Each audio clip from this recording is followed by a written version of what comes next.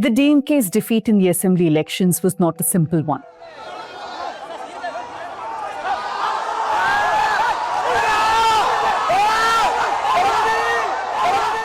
This was not just a change of government. 15 ministers lost their seats. Chief Minister M.K. Stalin lost from Kolathur, a constituency he's held since 2011. After 3.5 decades, he will not be in the assembly. So why did the DMK get reduced to 59 seats? This cannot be explained as a straightforward anti-incumbency. There was no single dominant issue or a wave of anger strong enough to produce this scale of outcome. The result instead reflects a shift in how the election was contested and how the voters responded. Let me explain. But before all that, if you're tired of election coverage that just shouts numbers at you, that's exactly what we try to avoid here at the News Minute. Especially because elections are not just about simple win and lose stories. They go much deeper. Also, misinformation is traveling faster than ever. So here at the News Minute, we're trying to cut through all of that with grounded, people-first reporting.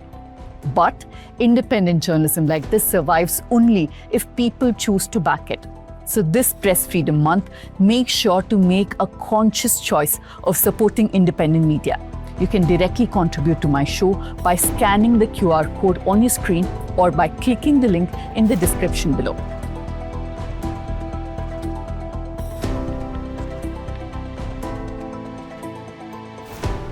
The DMK made one key strategic choice. It didn't take on Vijay directly for most of the campaign. Maybe the idea was simple. Don't give him more visibility. But that also meant Vijay gets space to define himself without much pushback. He got a free run to shape his narrative, and by the time the DMK started attacking him, it looked reactive and not planned. Also, by then, Vijay had already established himself as a central figure in this election. The DMK didn't just avoid engaging Vijay, it also underestimated him.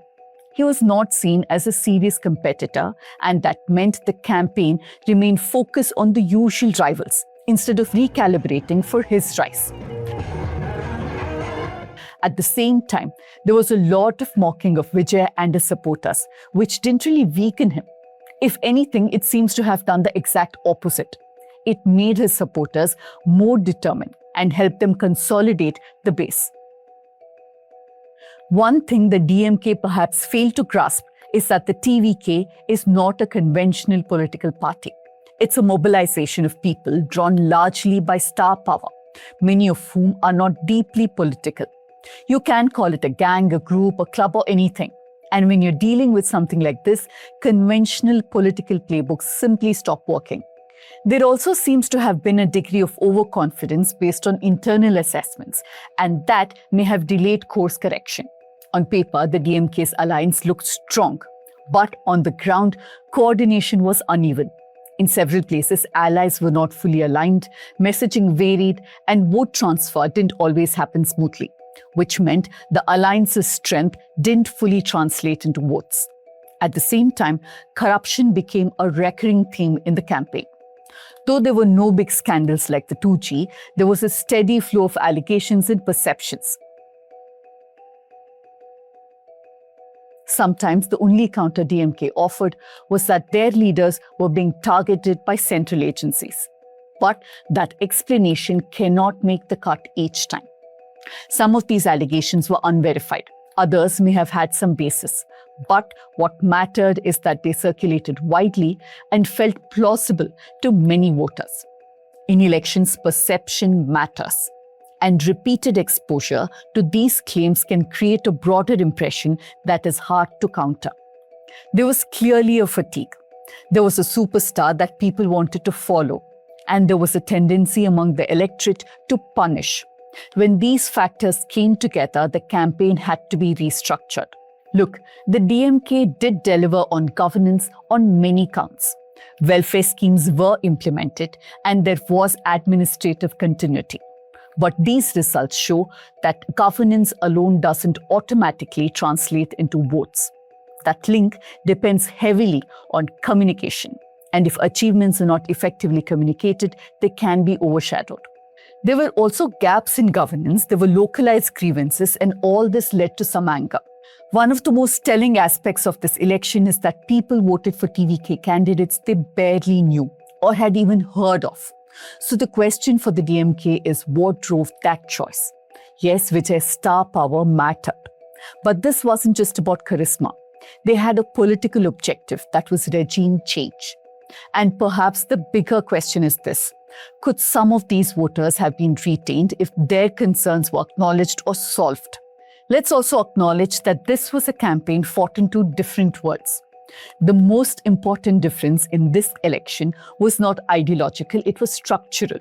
The DMK and Vijay's campaigns were operating with two very different assumptions about how voters receive and process political information. The DMK's campaign followed a conventional model. It focused on governance, welfare, and administrative performance. It relied on established party networks, physical campaigning, and traditional media coverage.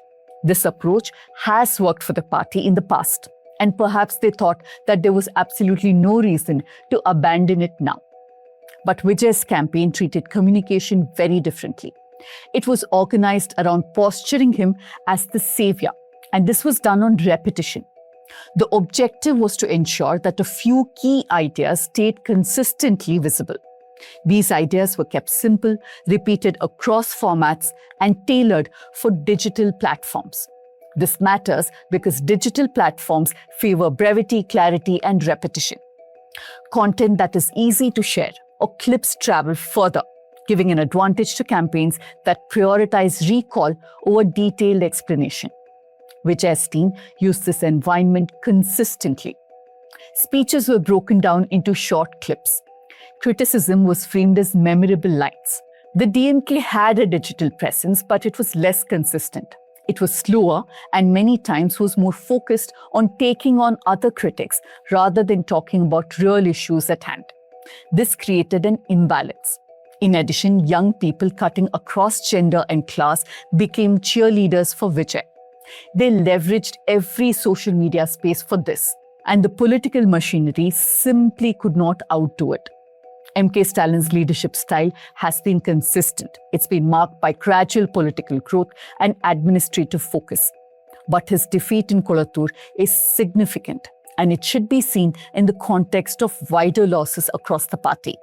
This was not solely a referendum on his leadership. It reflected a broader shift in voter behavior and campaign dynamics. The 2026 verdict does not fit the pattern of strong anti-incumbency driven by clear public anger.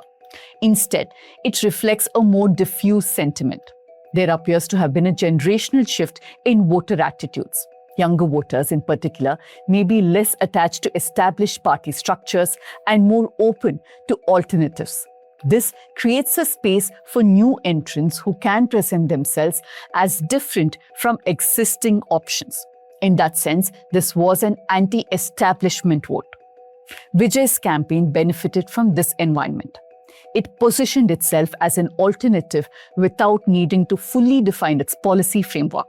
For the DMK, the implications are structural rather than temporary.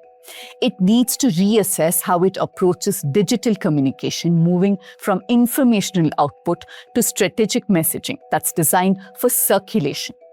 It needs to engage emerging challengers earlier and more directly, shaping narratives instead of responding to them.